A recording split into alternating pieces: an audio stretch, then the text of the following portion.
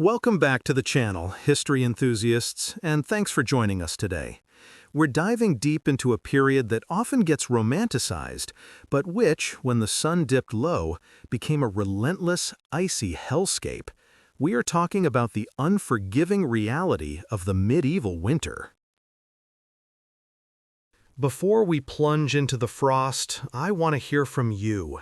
Are you watching from the chilly North Atlantic, the sunnier Mediterranean, or perhaps across the vast expanses of Asia and Oceania? Drop your location in the comments below. It genuinely helps us understand our global community. And if you haven't already, please hit that subscribe button and smash the bell icon so you never miss one of our deep dives. When we picture the Middle Ages, we tend to focus on knights, castles, or maybe the horrors of the plague. But the single greatest annual threat to the vast majority of the population wasn't a raiding party or a sudden epidemic. It was the predictable, yet utterly devastating arrival of winter. This wasn't the mild, predictable winter we often experience today, where central heating and reliable infrastructure mitigate the worst effects. For the medieval peasant, winter was less a season and more a prolonged siege against life itself.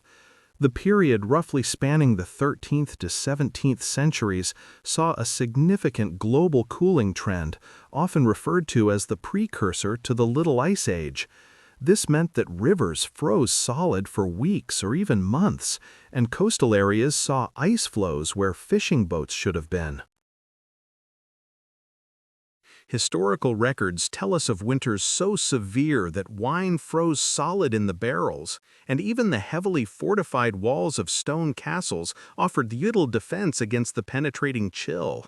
Imagine trying to survive in a drafty, poorly insulated hut, knowing that the temperature outside could drop 30 or 40 degrees below freezing overnight. Survival wasn't a matter of comfort, it was a desperate calculation of resources. Let's start with the fundamental problem. Medieval housing was simply not designed for extreme cold. Most rural homes, whether small timber-framed cottages or simple wattle and daub structures, were poorly insulated, featuring straw roofs and earthen floors. These materials provided minimal resistance to the wind and moisture, turning the interior into a damp, freezing environment. Windows, if they existed at all, were often just unglazed openings covered with oiled cloth or wooden shutters, letting in light but certainly not keeping the elements out effectively. The primary source of heat was the hearth, usually placed centrally on the floor or against a wall, often without a proper chimney in the earliest periods.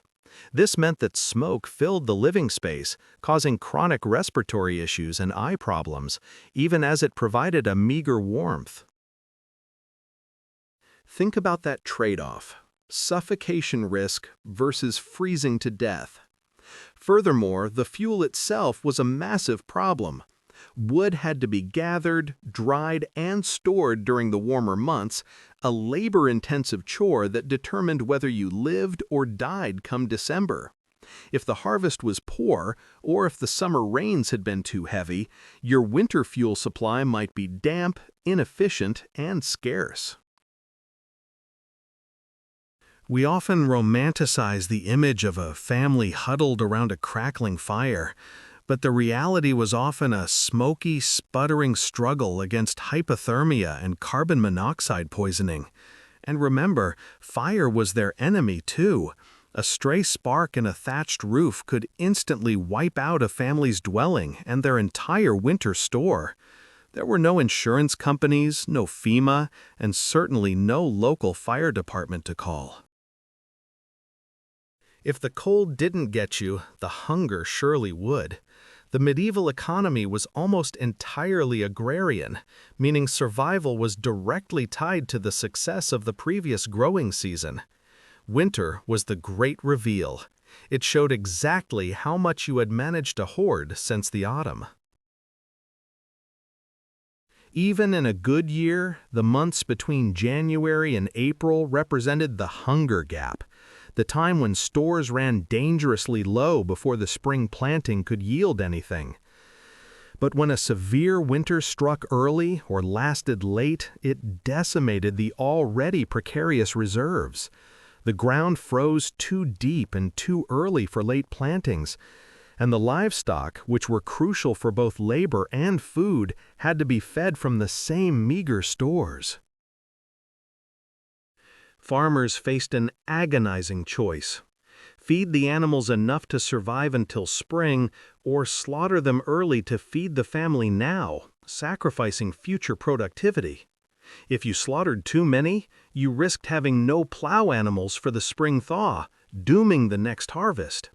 If you saved too many, the whole family might starve during the deep frost. This wasn't just a lack of variety. This was genuine caloric deficiency that made people weak, susceptible to disease, and mentally dulled.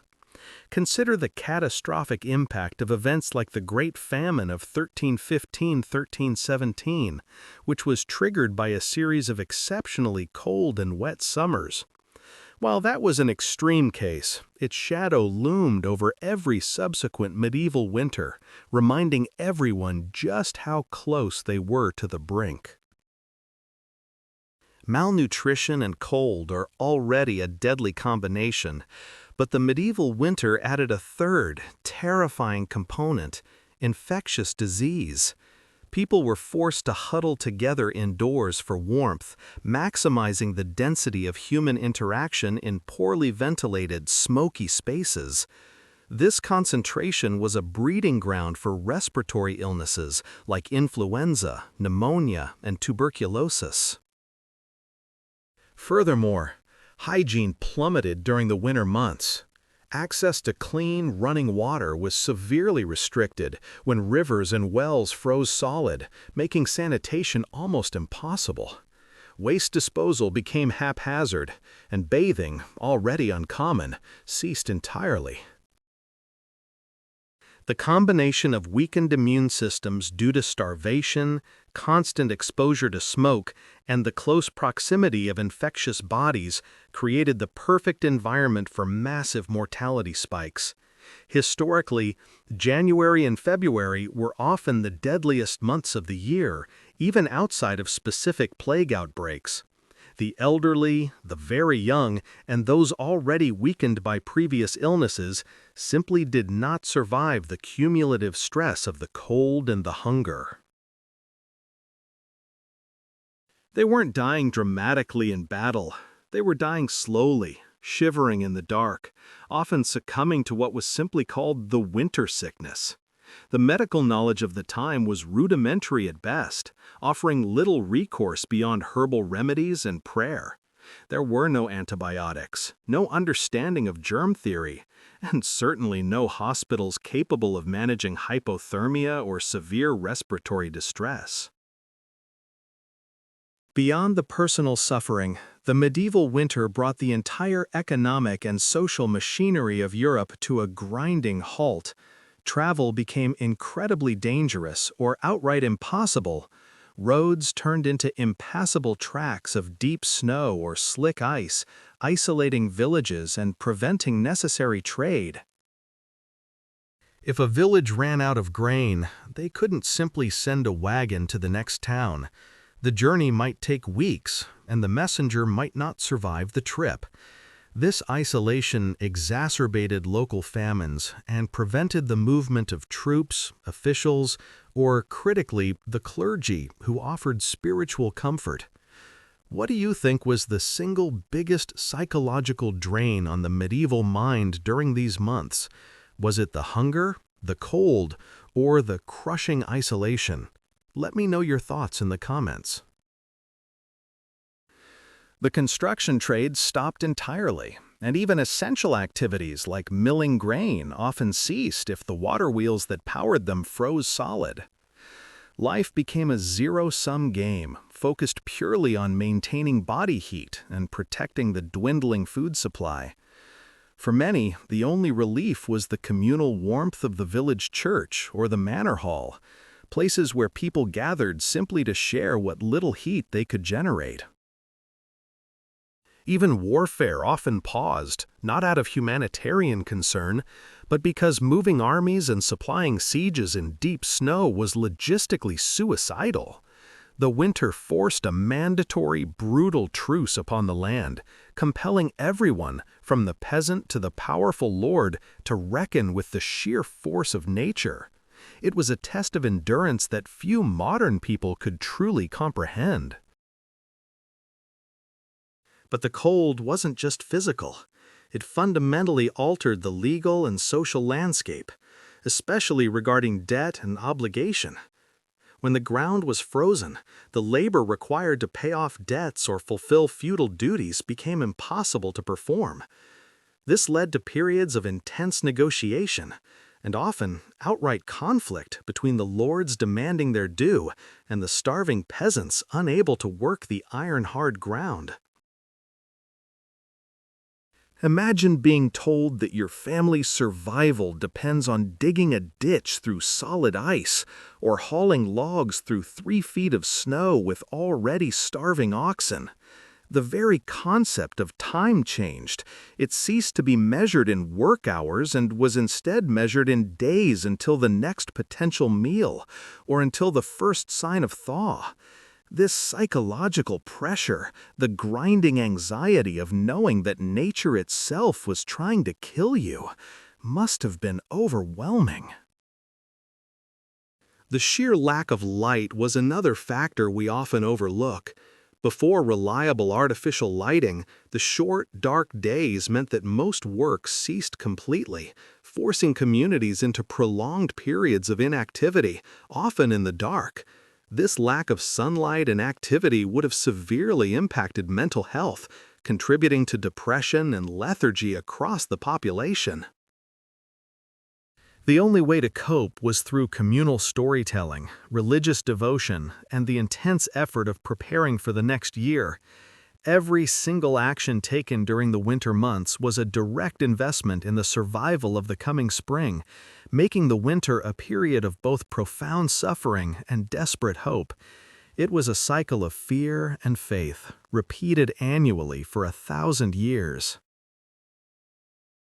We must remember that while the nobility certainly fared better, with thicker stone walls, access to stored meats, and servants to fetch fuel, they were by no means immune to the general economic collapse and the spread of disease. A lord might not freeze in his bed, but his supplies could still run out, and the sickness that killed his peasants could easily claim his family too.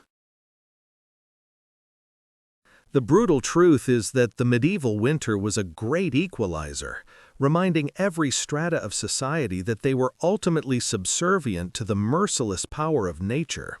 It wasn't just a season of snow, it was a season of death, famine, and profound, inescapable cold. It wasn't just a season of snow, it was a season of death, famine, and profound, inescapable cold.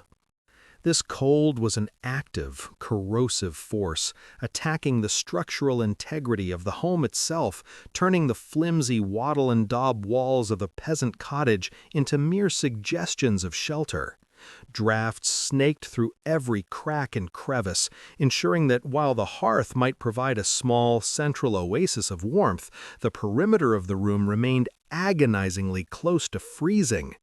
Even in the manor houses, where stone provided better insulation, the sheer volume of air that needed heating was insurmountable, leaving great halls perpetually damp and chilly.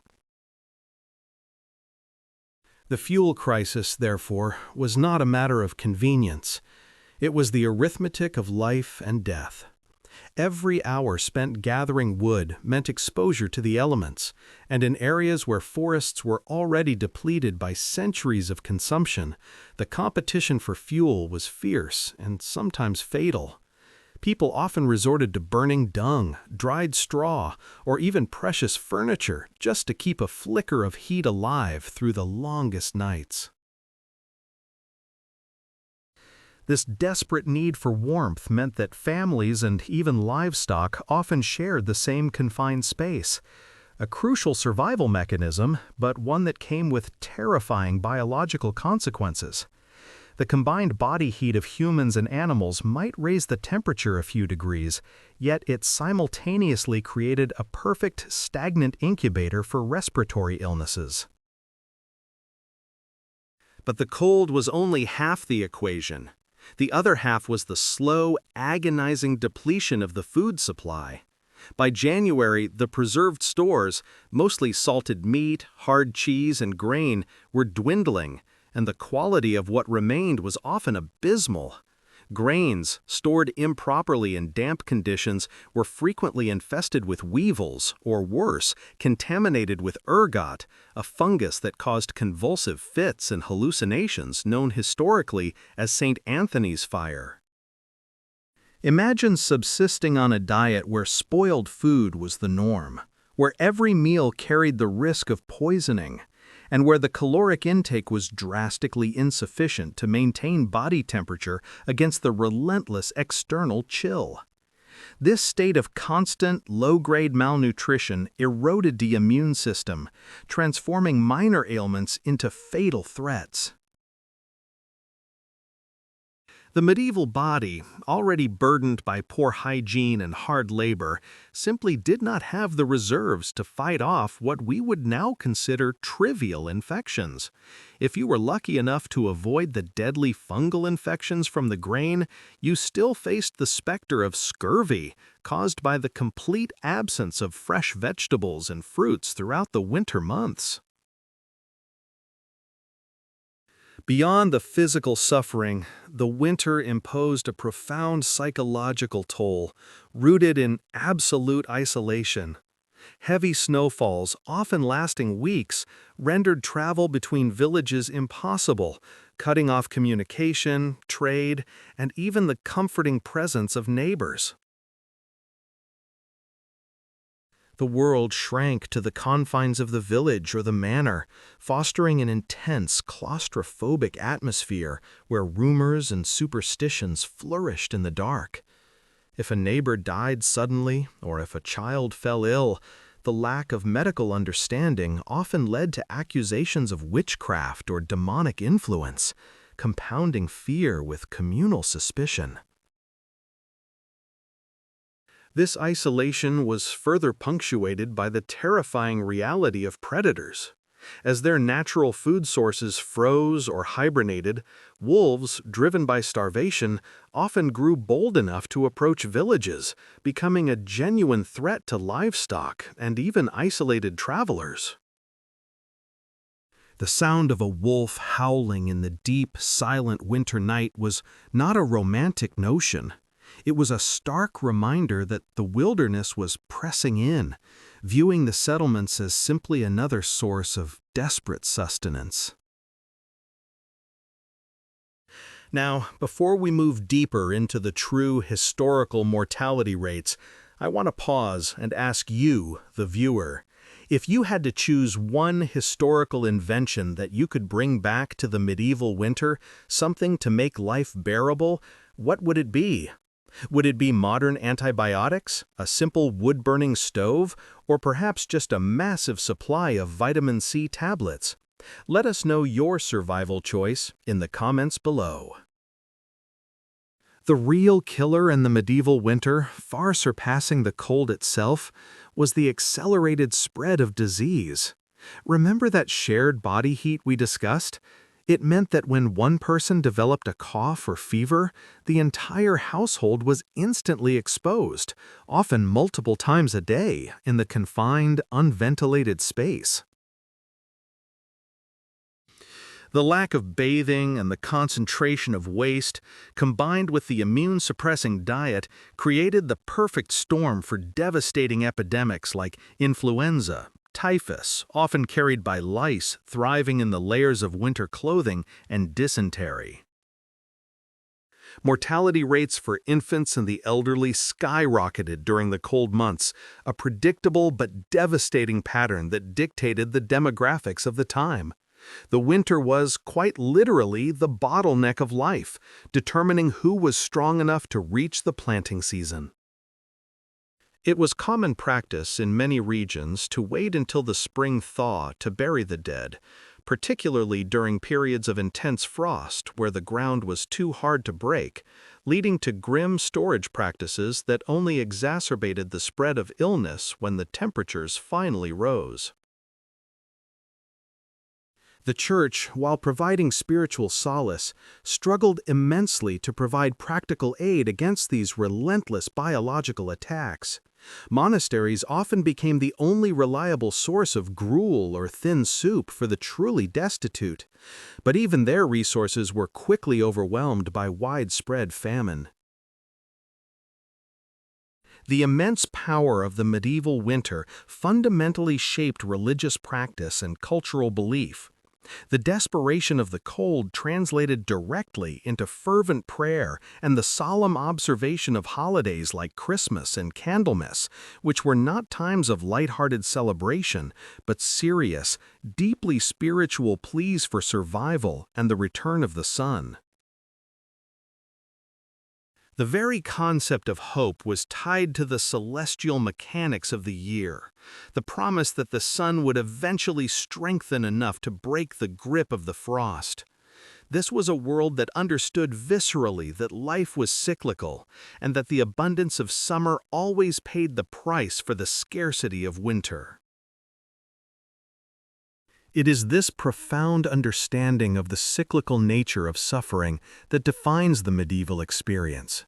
They were not merely waiting for spring, they were actively fighting for it, pitting their meager resources and their deep faith against the most powerful, unforgiving enemy they knew, the unyielding, deadly cold. If you are finding this deep dive into historical survival compelling, please take a moment to hit that like button. It genuinely helps us bring more stories like this to light. And if you haven't yet, subscribe and turn on the bell button so you don't miss our next historical investigation. We have only just begun to scratch the surface of how communities adapted and sometimes failed in the face of this annual existential threat. The sheer scale of the logistical nightmare facing a medieval ruler trying to govern a kingdom locked in ice is a story of political paralysis and staggering human cost. The moment the first heavy snow fell, the arteries of the medieval kingdom, the rutted dirt tracks and the navigable rivers, clamped shut, isolating every town and village into its own desperate microeconomy. The speed of communication slowed from weeks to months, meaning that a famine crisis in the north might not even be reported to the king in the south until the bodies were already piling up. Royal decrees became worthless parchment, unable to travel the frozen distances necessary to enforce law or collect vital taxes. This geographical isolation was the single greatest tool the winter wielded against central authority, transforming a unified kingdom into a scattered collection of struggling fiefdoms overnight. A large standing army, the ultimate expression of royal power, was effectively grounded during the deepest months of winter, unable to forage or transport the necessary tons of grain and fodder required for men and horses. Trying to launch a military campaign in January was a guarantee of desertion and starvation. Even if you could move the troops, the logistical tail would snap almost immediately. This political paralysis meant that ambitious local barons or rebellious minor lords often chose the winter months as the perfect time to defy the crown, knowing the king's retribution was physically delayed. The annual tax assessment, which was often due after the harvest, became a deadly gamble, as attempts to extract wealth from a population already teetering on the edge of starvation often sparked localized, violent resistance. Even the king, insulated by thick stone walls and expensive furs, faced a monumental crisis simply keeping his own household alive and warm. A major medieval castle or palace required truly astronomical quantities of firewood daily, not just for heating the great halls, but for cooking, brewing, and maintaining the hearths of hundreds of servants, guards, and courtiers. The pre-winter stockpiling of wood and charcoal was an industry unto itself, and a cold snap that lasted longer than anticipated could quickly deplete reserves, forcing the royal household to ration heat. Imagine the Great Hall of Westminster, normally a seat of power and warmth, suddenly chilled to the bone. Its inhabitants huddled together, their breath condensing in the frigid air as they conducted the essential business of the kingdom. The scarcity wasn't just about food or fuel, it was about the tools of civilization itself, which relied heavily on water power. Mills for grinding grain often froze solid, halting the vital process of turning stored wheat into edible flour, ironically causing localized famine even when grain stores existed nearby and were theoretically accessible. Furthermore, the essential labor pool collapsed as the sheer effort of staying alive, finding fuel, fetching icebound water, nursing the sick, consumed all available human energy, leaving little for productive work. This interconnected failure meant that even if a royal relief shipment could make it through the snow, the infrastructure needed to process and distribute that relief was often non-existent or frozen shut, rendering the aid useless. For the common peasant, the king's paralysis meant that the last safety nets snapped, leaving them exposed to the full predatory force of the cold and hunger. Without the ability to enforce law or distribute aid efficiently, the winter became a time of desperate crime, where starvation drove neighbor against neighbor, leading to raids on meager stores and dangerous confrontations. Historians have documented periods where the records of certain small villages simply ceased during prolonged, brutal winters, suggesting mass abandonment or total annihilation by cold and hunger. The stories that survive from these dark periods often highlight the breakdown of traditional familial and communal bonds, replaced by a grim, Hobbesian struggle for the last remaining scraps of sustenance. This extreme pressure led to desperate innovations, particularly in how medieval people managed their animal resources, which were often the key to surviving the spring planting. The process of overwintering livestock, known as stalling, was a delicate balance of rationing precious hay, protecting animals from the cold, and ensuring they didn't consume all the stored fodder needed for the spring plow. If the winter dragged on, farmers faced the agonizing choice of slaughtering their precious breeding stock early, guaranteeing meat now, but condemning the next year's harvest to failure due to lack of draft animals.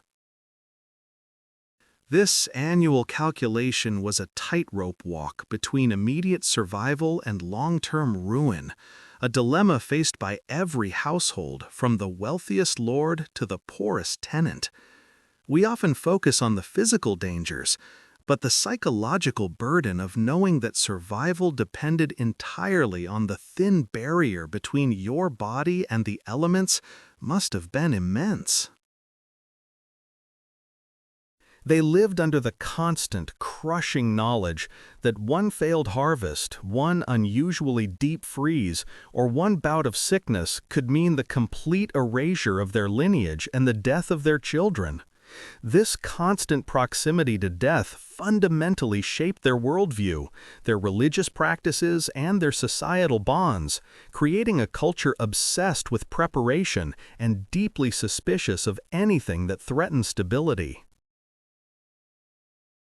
We see this suspicion reflected in the rigidity of medieval laws designed to prevent hoarding, attempts to ensure fair prices, and the desperate reliance on the local church, often the only institution that consistently held some form of emergency store or possessed the moral authority to enforce charity. It makes you wonder about the limits of human endurance, doesn't it? If you could transport yourself back to the medieval era, knowing only what you know now, what single modern item or piece of knowledge do you think would be most crucial for surviving a brutal medieval winter? Let me know your answer in the comments below. I love reading your creative solutions to these historical challenges and seeing what priorities you choose. While you are typing that answer, please remember to hit the like button if you are enjoying this journey through the medieval cold. And if you haven't yet, subscribe and definitely turn on the bell button so you don't miss our upcoming deep dives into history.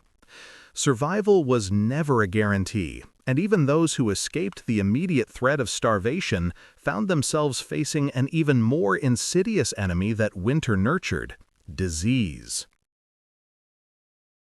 The combination of cold, damp, and forced proximity created the perfect breeding ground for epidemics, turning small, isolated communities into death traps where infection could spread unchecked. Malnutrition severely weakened immune systems, making common colds lethal, and the lack of sanitation in winter, as waste disposal became impossible in frozen conditions, guaranteed the spread of contagion. The medieval winter wasn't just a season of cold.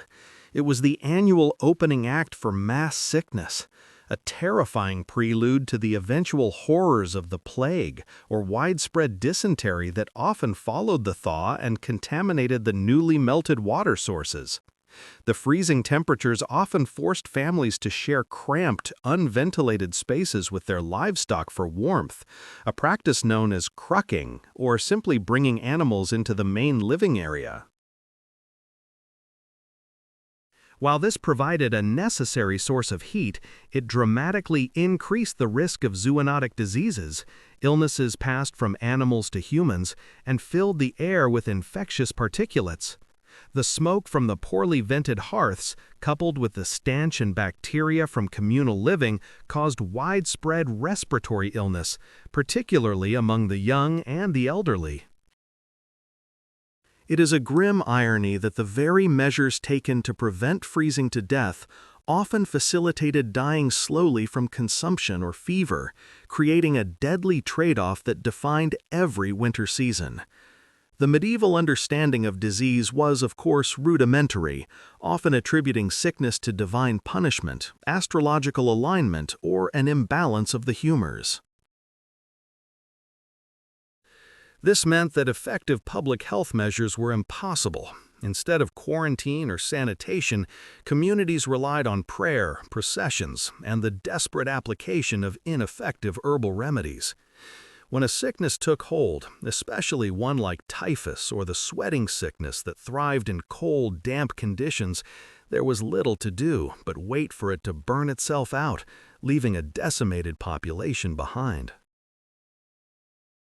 This cycle of cold, famine, political breakdown, and subsequent epidemic was the terrifying reality of the medieval winter, a continuous loop of suffering that made it the most feared season of the year, not just for its discomfort, but for its absolute lethality. The medieval winter didn't just kill the weak, it actively severed the lifelines of the strong, initiating a swift and terrifying collapse of infrastructure. The roads, poorly maintained even in the best of seasons, became impassable swamps of mud and frozen ruts, rendering the movement of grain and other necessary supplies virtually impossible. Merchants, fearing bandits and the complete loss of their precious cargo to sudden snowstorms or treacherous ice, often refused to travel, effectively isolating communities that depended entirely on external supplies for survival. This immediate disruption meant that any village or town that hadn't adequately stored a massive surplus of its harvest before the first hard frost was immediately facing a catastrophic food crisis. Urban populations suffered disproportionately. Cities required constant importation of food, fuel, and raw materials, and once the flow stopped, prices skyrocketed, putting basic necessities out of reach for the common laborer. Grain riots were a predictable and terrifying hallmark of the deepest winter months, often sparked by rumors that the local lord or monastery was hoarding the last remaining stores of wheat. Beyond food, the reliance on wood and peat for heating created a second, equally deadly logistical nightmare that compounded the misery. Gathering fuel was a back-breaking, dangerous task, often requiring venturing deep into frozen forests where the risk of accidents, falls, or encounters with packs of starving wolves was extremely high. If the winter was long and severe, the local wood supply could be completely exhausted, forcing villagers to burn anything they could find: thatch from roofs, old furniture, or even dried animal dung and hay used for bedding. This extreme scarcity meant that most homes were heated only minimally, perhaps just a single hearth fire kept low to conserve precious resources, ensuring that the cold remained a constant, bone-chilling presence indoors, seeping into the very foundations of the dwelling. The air quality inside these cramped, smoke-filled dwellings was appalling, a perfect incubator for respiratory diseases like pneumonia, bronchitis, and tuberculosis, which flourished in the damp, smoky environment. Furthermore, the constant need for fire created one of the greatest dangers of medieval urban life: catastrophic accidental conflagrations that could wipe out entire city districts built primarily of timber and straw. A single spark, escaping a poorly maintained chimney or a carelessly tended brazier, could turn a frozen, pitch-black night into a terrifying, uncontrollable inferno that consumed everything in its path. The irony was cruel and absolute. The very necessity used to ward off the cold often led to the complete loss of shelter and possessions, leaving hundreds suddenly exposed to the elements and facing certain death from hypothermia. Beyond the immediate physical dangers, the medieval winter imposed a profound psychological burden rooted in total isolation and the cessation of normal life. Communication between communities essentially ceased. Messengers struggled through deep snowdrifts or risked perilous icy river crossings, making news, whether of war, peace, or plague, travel at a snail's pace, if it arrived at all. This lack of reliable information fueled paranoia and deep-seated fear. People were utterly cut off from their family members in neighboring towns and had no idea if the war had reached the next county or if the king was still even alive to rule. For months on end, the world shrank down to the immediate confines of the village walls, or worse, the individual, dimly lit cottage, creating an atmosphere of claustrophobic dread and existential uncertainty. Imagine the sheer terror of needing a doctor or a midwife during a difficult labor, or requiring a priest for last rites, knowing that the journey required to fetch them was utterly impossible until the spring thaw melted the roads. This enforced solitude meant that all serious crises, whether medical, criminal, or agricultural, had to be solved internally with whatever limited resources and expertise were locally available. It was a time when community bonds were either forged in iron necessity, as neighbors pooled their meager resources, or snapped entirely under the immense pressure of individual self-preservation and fear. We often romanticize the medieval period, viewing it through the lens of chivalry, grand feasts, and towering stone castles, but we forget the relentless, grinding reality of survival that defined the lives of the vast majority of the population. It forces us to ask ourselves, how would we cope today if our highly engineered, just-in-time supply chains, the systems that feed our cities and heat our homes, collapsed entirely for 3 straight months. Would your modern skills and knowledge translate effectively to surviving that level of sustained scarcity and cold? Or would you be completely helpless? If you had to choose one modern item to bring back to a 13th century winter, something small, non-electronic, and practical that would genuinely aid survival, what would it be and why? Let me know your answer in the comments below. And while you're thinking about that impossible choice, please take a moment to hit the like button on this video, share it with a friend who appreciates history, and most importantly, subscribe to the channel right now. Hitting that bell button ensures you don't miss our next deep dive into history's forgotten nightmares and the incredible resilience of the human spirit. But let's return to the harsh reality of the medieval calendar, which was fundamentally governed by the unforgiving agricultural clock, not the precise Gregorian one we use today. The winter months were not just a period of hardship.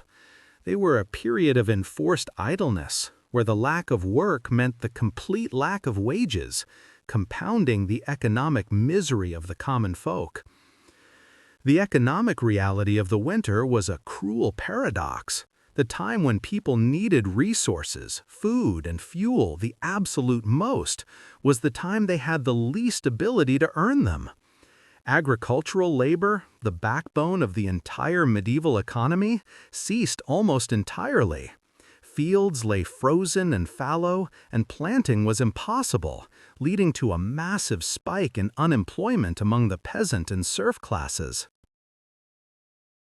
This forced reliance on stored wealth, or more commonly, credit, often borrowed at exorbitant rates from local moneylenders, created a dangerous debt spiral that frequently resulted in the permanent loss of land and status come spring.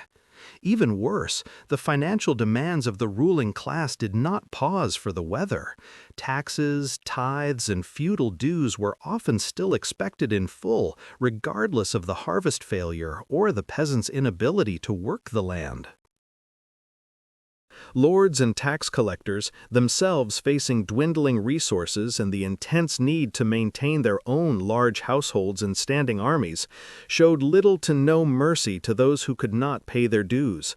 The threat of immediate dispossession, physical punishment, or imprisonment loomed large, transforming the cold from a purely natural threat into a direct tool of political and economic oppression used by the elite. This systemic structure ensured that the poor carried the heaviest burden of the winter's lethality, while the wealthy could usually afford the imported grain, the salted meats, and the extra firewood necessary for survival in comfort.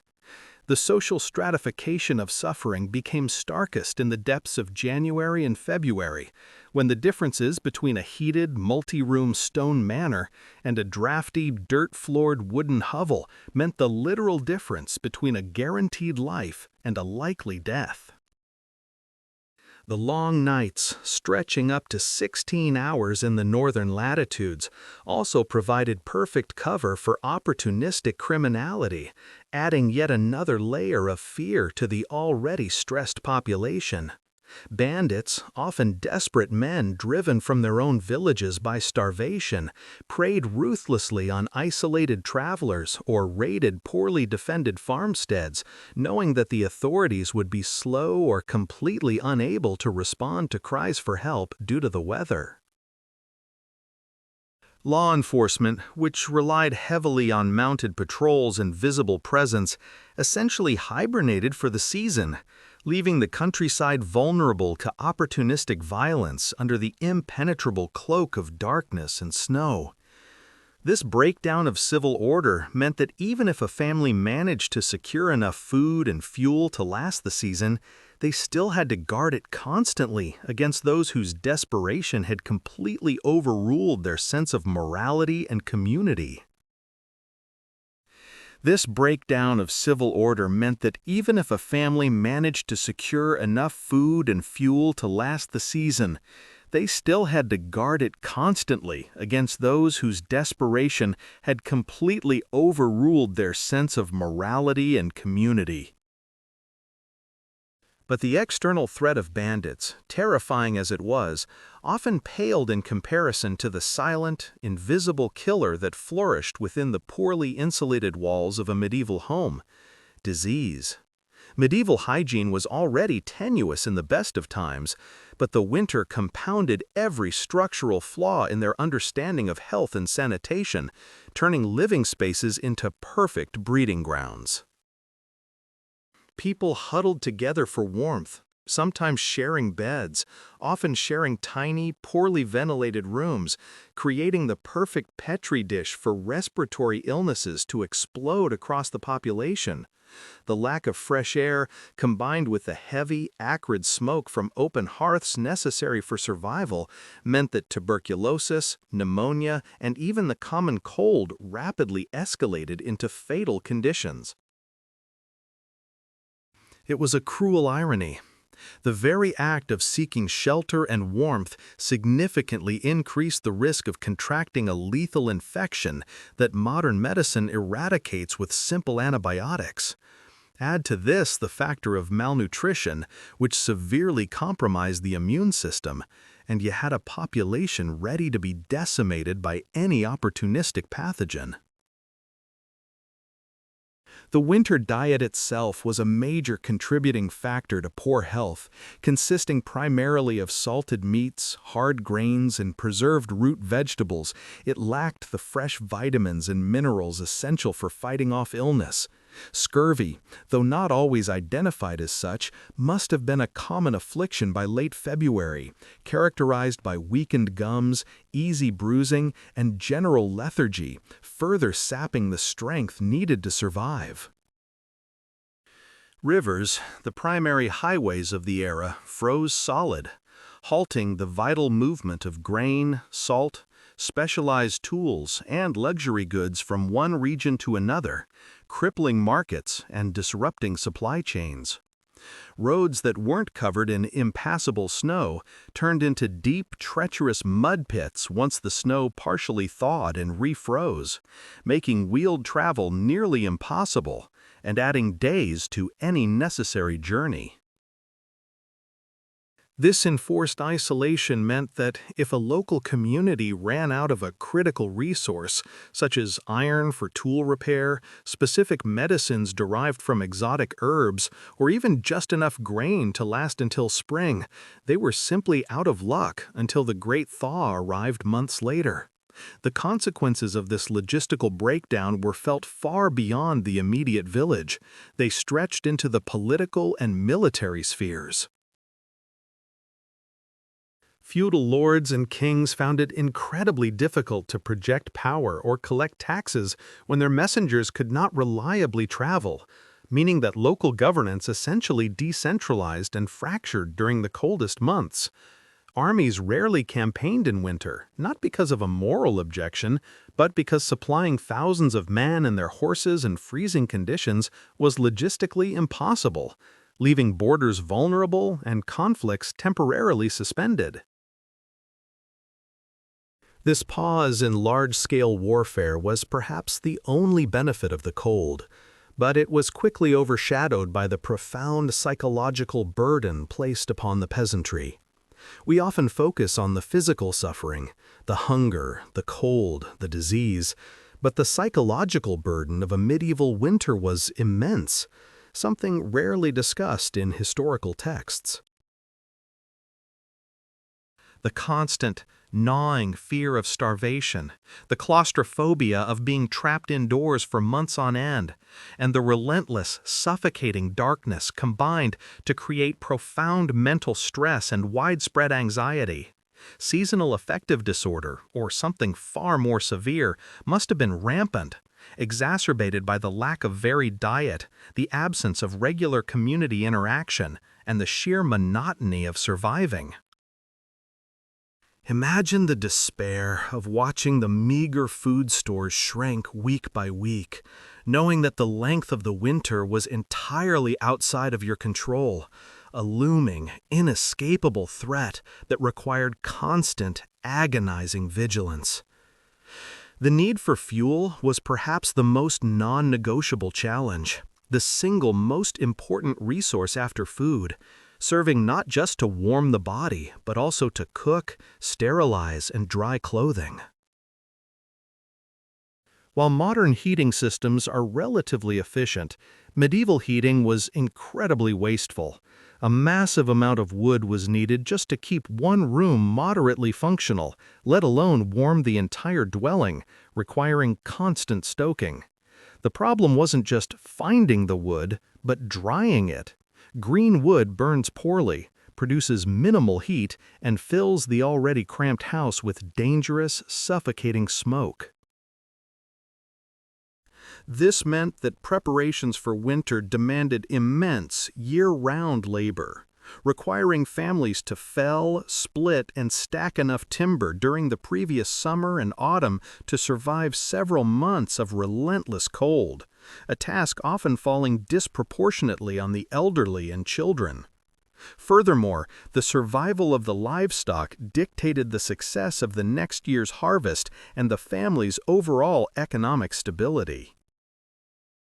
Farmers had to secure enough fodder, hay, straw, and dried leaves to keep their oxen, cows, and sheep alive, often bringing the most valuable animals directly into the home or an adjoining stable to share the minimal warmth.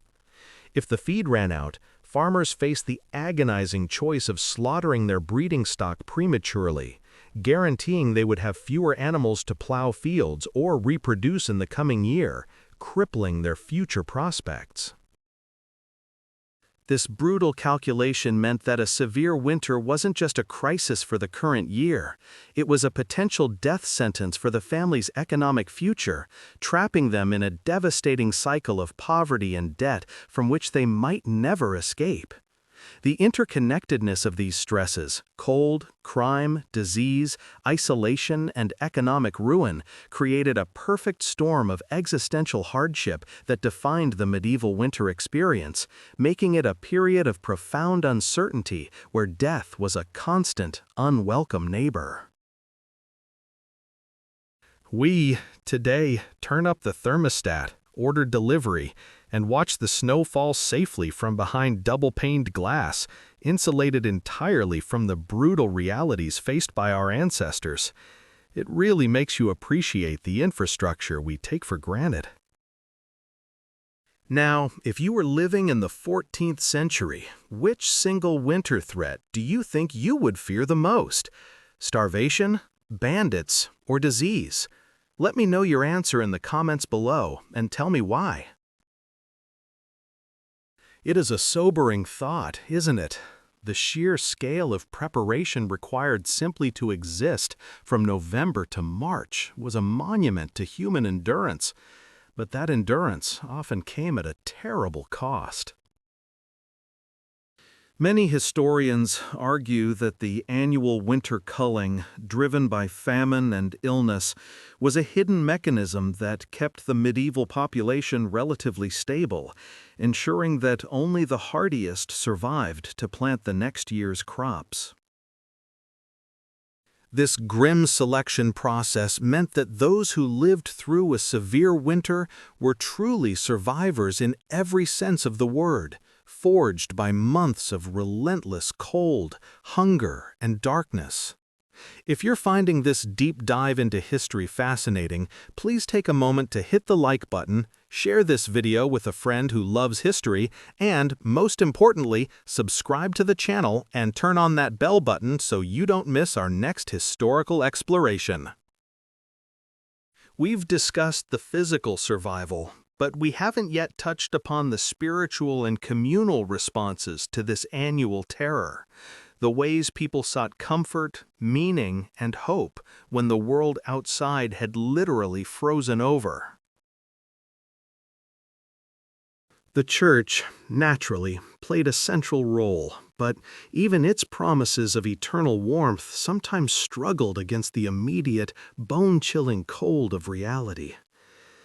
The winter schedule of the medieval church was defined by important feast days, designed to break up the monotony and provide moments of collective joy and spiritual focus, chief among them, of course, Christmas. However, the Christmas we know today, filled with feasting, gifts, and excessive consumption, bears little resemblance to the somber, deeply religious observance practiced by the average peasant, who often had little to spare for celebration. While the wealthy nobility could afford lavish 12-day feasts featuring exotic spices and roasted game, the peasant celebration might simply involve slightly better bread, perhaps a small piece of preserved meat, and the profound relief of having survived another month. These religious gatherings, often held in the coldest stone churches, provided one of the few opportunities for widespread social interaction during the isolated winter months.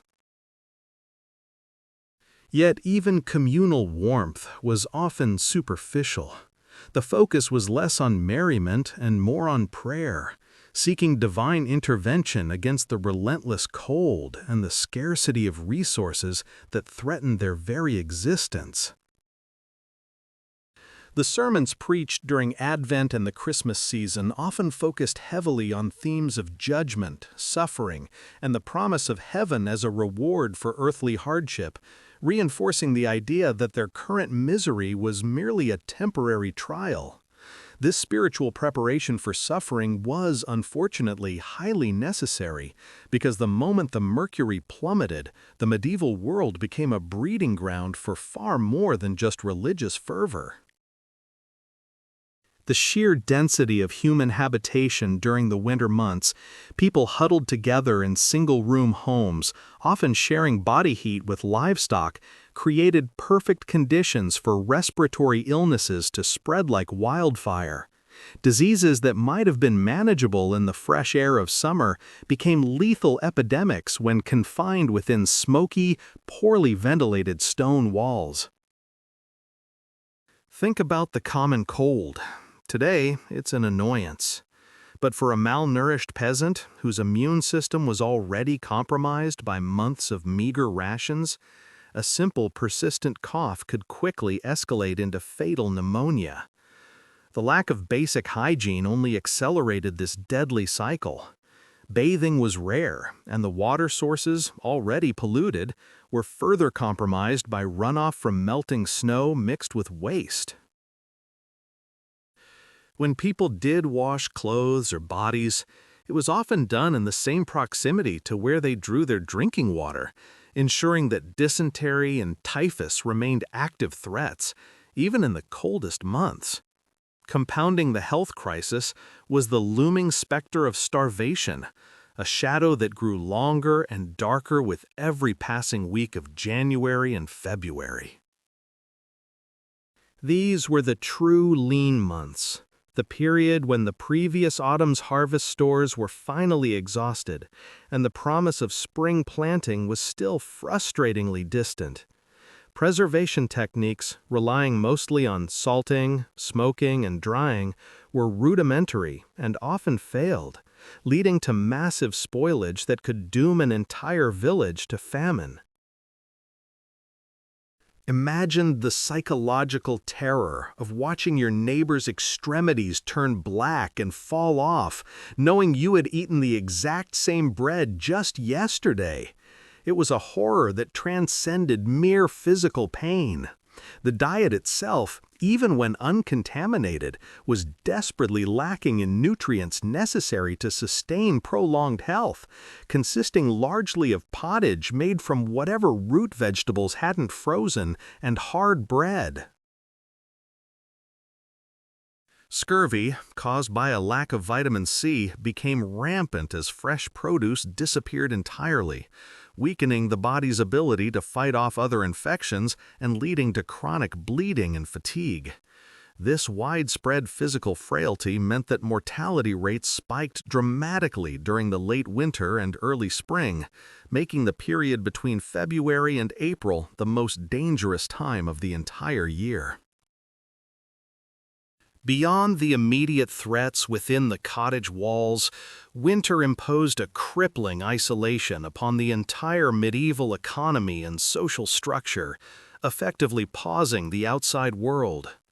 Heavy snowfall and unrelenting ice rendered most roads impassable for weeks or even months at a time, effectively halting all long-distance travel and nearly all commerce.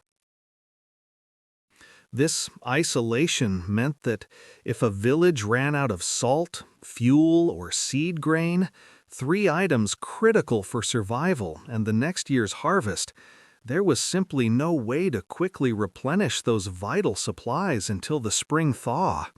The frozen rivers, while occasionally used for temporary ice paths for sledges, generally meant that the primary arteries of trade were shut down, cutting off essential supplies to major urban centers, which relied on barges. Merchants, unable to move goods, hoarded what they had, driving up the prices of essentials like iron tools, lamp oil, and spices, making them completely inaccessible to the struggling peasantry. This severe curtailment of trade also meant that news and information traveled agonizingly slowly, further reinforcing the localized, isolated nature of medieval life during the deep freeze. A crisis happening 20 miles away might take weeks to register, and by then, the local community would be far too preoccupied with its own survival to offer any aid.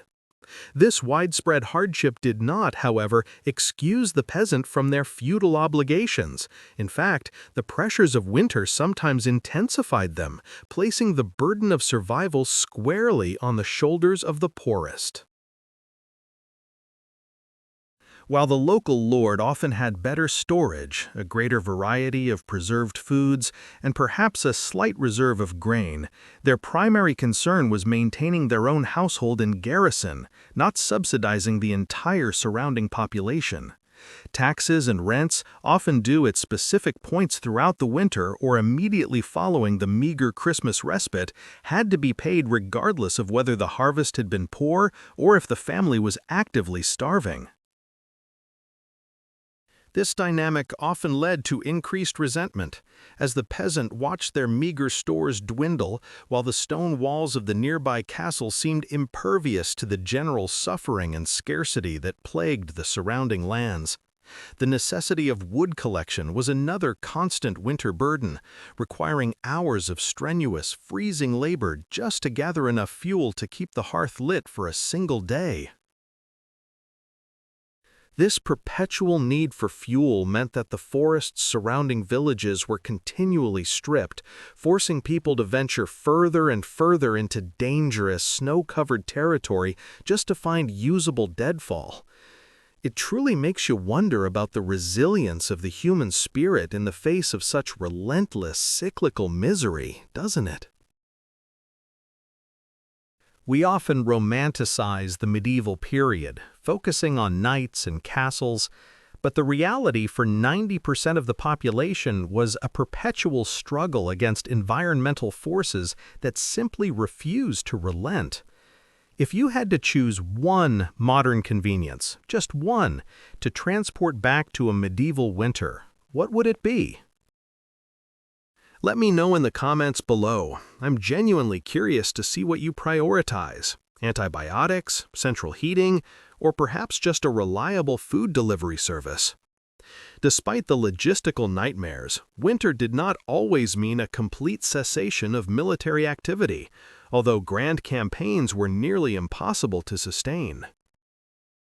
Moving large armies, especially those relying on heavy cavalry and siege equipment, was nearly impossible across frozen, snow-covered terrain, making supply lines catastrophically vulnerable to even minor skirmishes.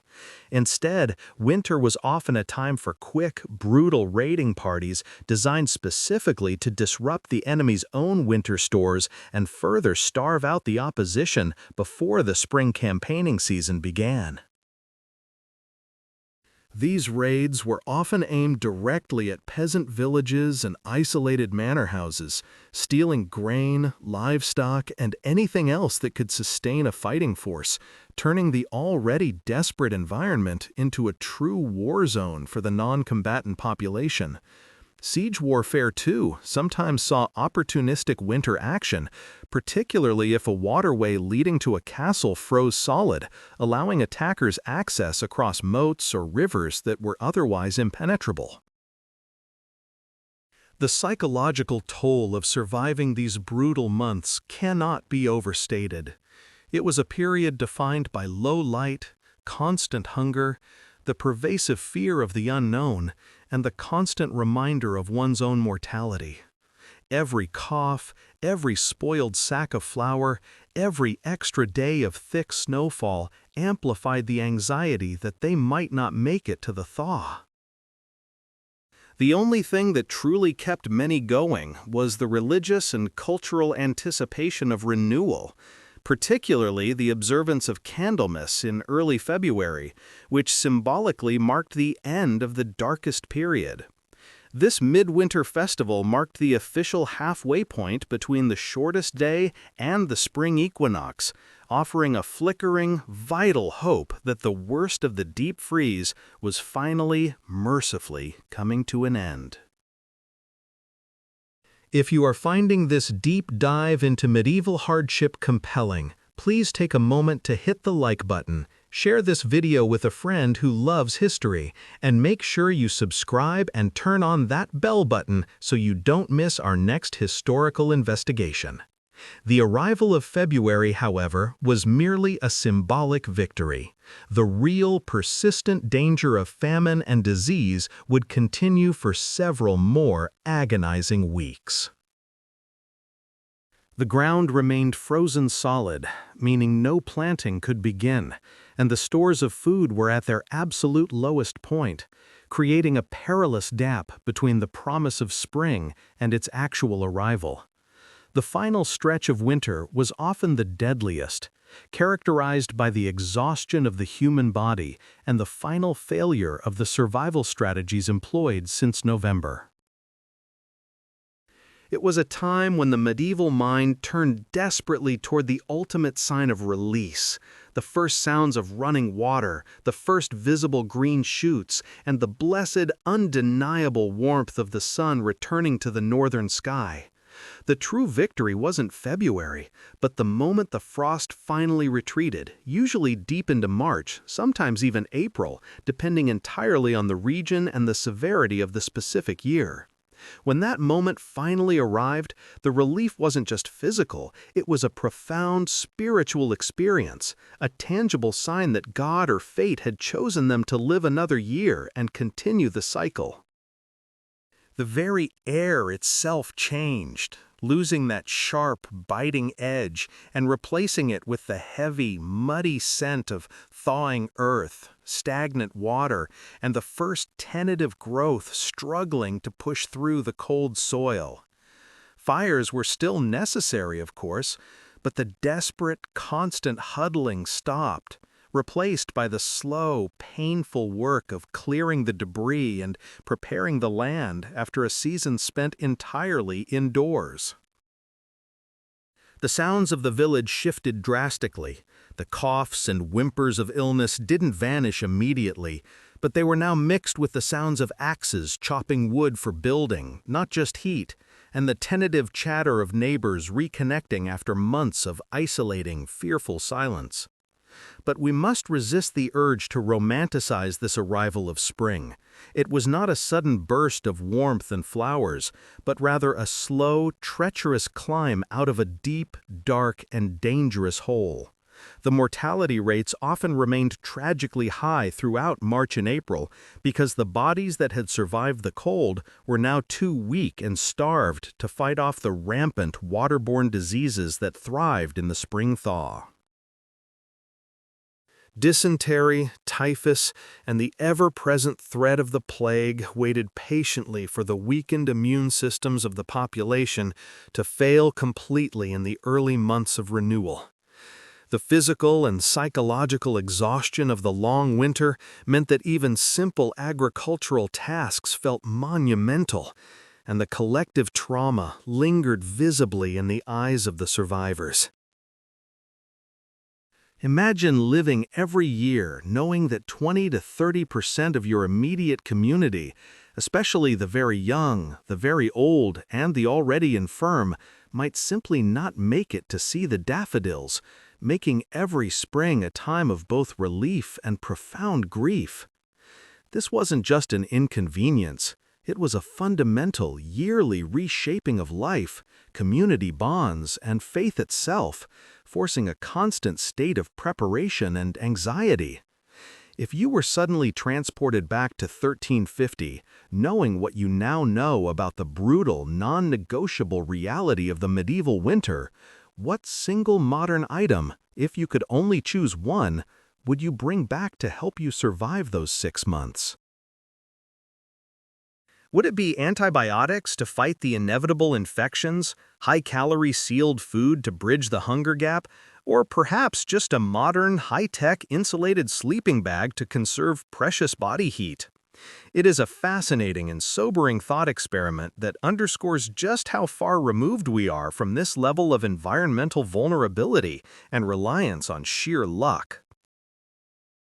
Let us know your survival strategy, your one chosen item, and your reasoning in the comments below, because your modern perspective helps us truly grasp the severity of their plight. And while you are down there sharing your ideas, if you are finding this deep dive into historical resilience and the mechanics of survival compelling, please take a moment right now to hit that like button to support the channel. For the medieval person, winter was not simply an event to be endured, but a constant, looming entity that dictated the architecture of their homes, the rotation of their crops, and the very structure of their calendar. Every single decision made during the brief, frantic warmth of summer was a direct, calculated preparation for the inevitable war against the cold and the dark that would consume almost half the year. This cyclical struggle bred a unique kind of fatalism mixed with fierce, practical resilience that is almost impossible for us to comprehend today, shielded as we are from true environmental threat. They understood their own material fragility in a way we rarely do. Protected by central heating, global food supply chains that never falter, and infrastructure that rarely collapses under predictable weather patterns. We complain bitterly about a 3-day power outage or a delayed delivery, but they faced 4 or 5 months where survival was never guaranteed, relying solely on stored sweat equity, communal obligation, and the slim hope that their stores wouldn't spoil. Think about the profound psychological toll of enforced idleness coupled with constant, bone-deep, gnawing cold and the persistent odor of unwashed bodies and smoke. We use winter as a time for cozy holidays, temporary rest, and reflection. They viewed it as a long, miserable prison sentence that required the absolute maximum expenditure of physical and mental resources just to stay alive until the next thaw. This historical perspective fundamentally alters how we should appreciate the conveniences we so casually take for granted every single day. The simple, unconscious act of turning a thermostat dial is a genuine, world-altering miracle that would have been completely incomprehensible to a peasant farmer shivering in a smoke-filled hovel in January 1250, praying for dawn. We owe a profound, often forgotten, debt of gratitude to the engineers, the scientists, and the innovators who slowly, painstakingly, over centuries, chipped away at the tyranny of the cold, making life not just survivable, but genuinely comfortable and predictable. The echoes of these brutal, defining winters are still deeply present in our language, our folklore, and our most enduring traditions, even if we no longer recognize their origin. Why do so many cultures across the Northern Hemisphere celebrate the winter solstice with such intensity, using fire, light, and massive feasts to mark the occasion? Because the solstice was the turning point, the moment of defiance against the longest night, a desperate, communal plea to the universe for the sun to return and banish the darkness that literally threatened to extinguish their lives. Christmas itself, positioned squarely in the depths of the season, served as a crucial psychological anchor, a necessary communal feast and celebration designed specifically to break the monotony, the misery, and the isolation of the deep freeze just when spirits and resources were at their lowest.